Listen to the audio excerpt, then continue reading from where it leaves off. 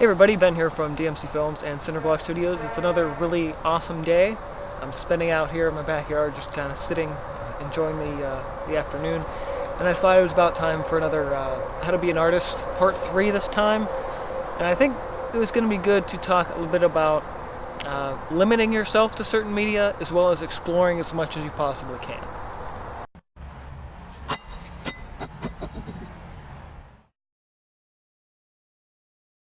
So I kind of was starting to touch on this a little bit back in April when I recorded part 1.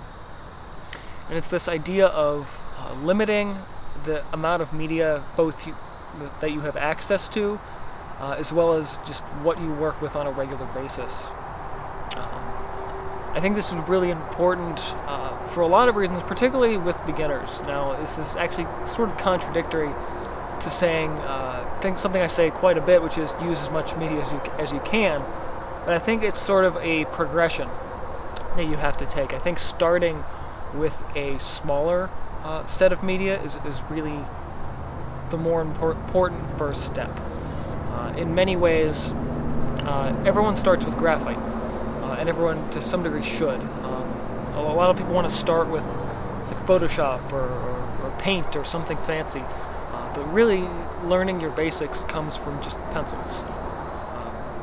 This is something I talk about a little bit about in my free book.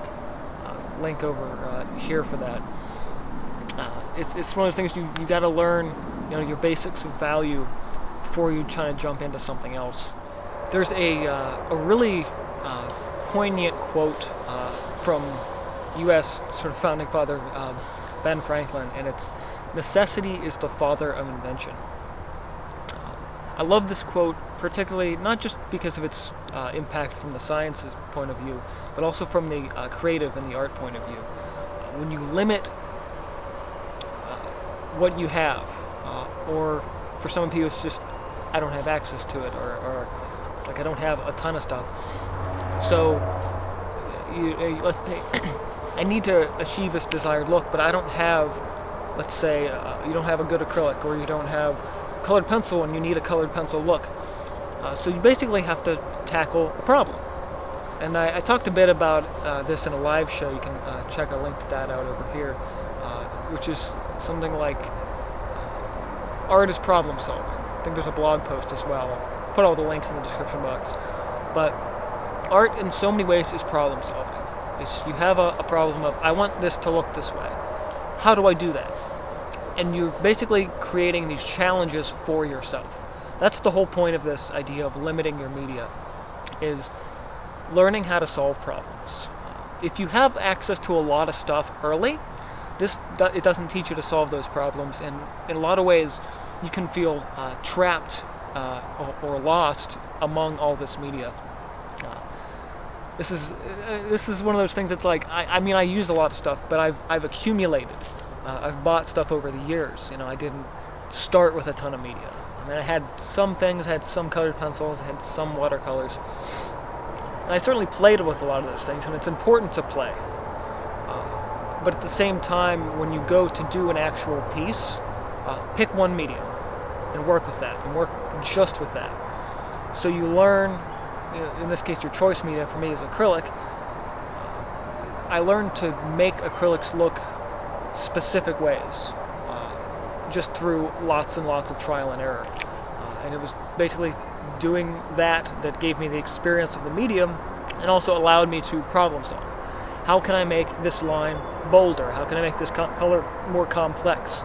Is it more layers? Is it less layers?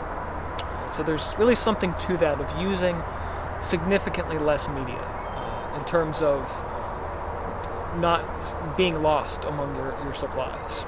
So I was thinking when writing this topic a lot about when I started making that transition to having more media. I thought about where I started in many ways. Before the studio was the studio, I had basically a table in the corner of the room with just piles of papers and terrible cheap media. But I only really ever used the same, maybe one or two things. I always had just that surplus of stuff I never touched. And I would every now and then kind of pull out and play with it. I think once you've sort of, I don't want to say mastered a media, because in many ways you never really master a media. But once you pick something that is your choice media. So for me, it's acrylics to paint with, and then my day-to-day sketching is inks. I think once you kind of hit a point where like, okay, these are what I use for most of my stuff. And when you master those, again, I'm using the word master very loosely here. When you use those regularly, you're going to start to want to use other things and to try it out. Like, hey, maybe I should try this technique that I do with acrylics in watercolors. Would that work? I don't know. Or maybe I want to use my acrylics like watercolors. This is why I think it's really important to try a lot of different media, is because the techniques you learn in those other media will reflect back on whatever medium is your choice medium. When I work with pastels, when I work with watercolor, I'm not only using my knowledge of acrylics to inform how I should use those other media, but also letting these secondary and tertiary media to inform how I can better use my acrylics, which is, I think, where it comes into play of when you should use that and try that other media. It's like, okay, I've hit a wall with what I think is possible with this, with my choice media. How do I do this? Oh, let's try something else for a while. And the more you do that, it's like, oh, I didn't know I could do this with art materials. Maybe I can try and do this with my other stuff. That's the inspiring part of especially walking through the art store, because you just see all this stuff. And you're like, man, this stuff is cool. I wonder what I could do with this. You just get so excited to do that. And again, part of this comes from once you understand your basics, once you have a good grasp on what you do on a regular basis, then you can really start to play with all kind of different stuff. But that's the thing is you have to get that foundational work out of the way. Work with just graphite for 6 months. Learn your value, learn your composition, and I'm not saying don't play with other media in that time, but again, use that as your primary. And then as you start expanding beyond that, you have ideas. I want to make this kind of piece. What can I use to make this kind of piece? Oh, okay, let me think. Watercolors, acrylics, pastels, colored pencils, whatever. I think that's that bridging that gap between limiting and using everything. And I think once you can do that, and once you can kind of see that connection, you'll create something truly spectacular. So to kind of wrap this topic up, I actually wanted to briefly touch on why I love a lot of different media. As I mentioned, in this video previously, and if you're on this channel, you just know, I work with acrylics mostly. And I love them. And I love them because they're versatile. I love them because what you can do in layers with them. One of the things, I use Photoshop from time to time as well. I sketch my color concepts in it. And Photoshop works in many ways the way acrylics work, in layers. Your color on top of color. There are some painting programs that do allow you to sort of blend in a similar way that you might do with like oil paints. And I actually don't really like those as much. Coral painters like that. Krita's a lot like that. And I'm not thrilled with those kind of styles because I'm used to this layer on top of layer technique. As I mentioned earlier, I work with inks. My day-to-day sketching is like 95% of my daily sketching is all ink pens. Hi, Betsy. And in using ink, I can put myself in an idea of line work. Some people just call it line art, like basically outlining things. But ink forces you to do cross-hatching. So it's kind of the opposite of using paint. In paint you can lay down big, sweeping, broad areas of value. You can't do that in ink, at least not generally speaking. I have been doing some interesting things with gray ink and a Pentel brush pen lately, but to the same degree, you're not. It's not a value medium. It's a line medium. I also I have a great love for pastels. Not so much charcoal, but definitely colored chalk pastels. And I think it's because a lot of what I learned about color before I started really using acrylics more came from using pastels. You can really kind of have an entry level of layering and mixing your colors with pastel work, and I think that's really valuable. So I actually have in recent, I would say 6 months to a year, been trying to do a little bit more pastel work again, just because I'm like, you know what, I really like this media. I don't touch it very often, it kind of just sits in the studio, but there's something, despite the messiness of it, there's something about that I just really love. It's that you don't have to get water and get, super messy. I mean, when I paint, my hands are just coated. My pants are just coated in paint. But there's both a permanence and ability that you're going to lose something really fast when using pastels and things like that. Colored pencils are a similar way. I don't use them as much, but it's the same thing.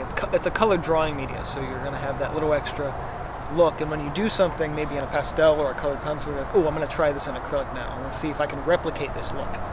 And the last one, I suppose, is watercolor. I don't really use watercolor the way other watercolor painters do, and I think it's mostly just because I'm too acrylic focused. There's a lot of great techniques with watercolors, and I don't know most of them.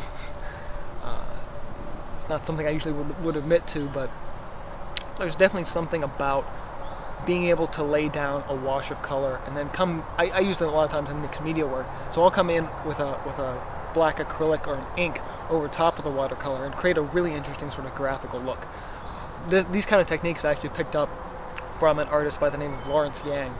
He works out in California, and basically art has always been his second job. In a lot of ways, that's kind of how I work too. So it's actually really cool to kind of see that he's just doing this stuff in between, but loves it and loves the fact that it's maybe not his primary job, but it's still something he loves to do.